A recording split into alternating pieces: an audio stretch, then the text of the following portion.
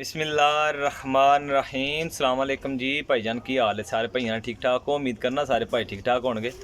लो जी प्यारे दोस्तों तो सारे भाई जनाब परिंदे वेख लो 9 पीस लान लगावा 9 पीस 4,500 रुपये दे माशाल्लाह। चिट्टा दुध बच्चा है नीलियां अखां दे ठीक है जी, नीलियां अखां दे विच बच्चा है माशाल्लाह। अगे गोल्डन कबूतर है, गोल्डन कसूरी कबूतर है माशाल्लाह। परिंदे सारे बहुत अच्छे परिंदे ने ते परां च ने।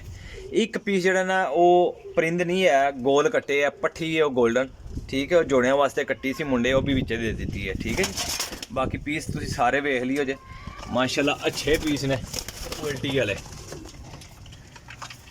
देखो जे 4,500 रुपये के 9 पीस ने। जेह्ड़े किसी भाई नहीं समझ विच आ जाणगे वो फिर भाई मेरे नाल राबता कर लियो जे।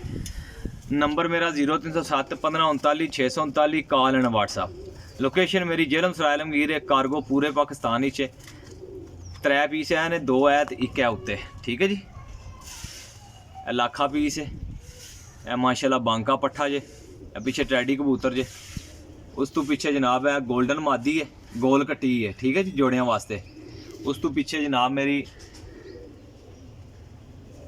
दूसरे गोल्डन कसूरी कबूतर ने माशाल्लाह। वो पट्ठा है ये ना बच्चा है तकरीबन ना 7-8 पर का पट्ठा है ऐला चिट्टा। एक कल्ला कबूतर समझ लो कि 10,000 का पट्ठा है कल्ला पट्ठा।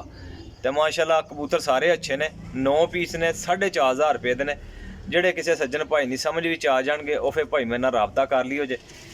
चीज़ां सुथरियां तो क्वालिटी वालियां होणगियां गारंटी वालियां ठीक है जी।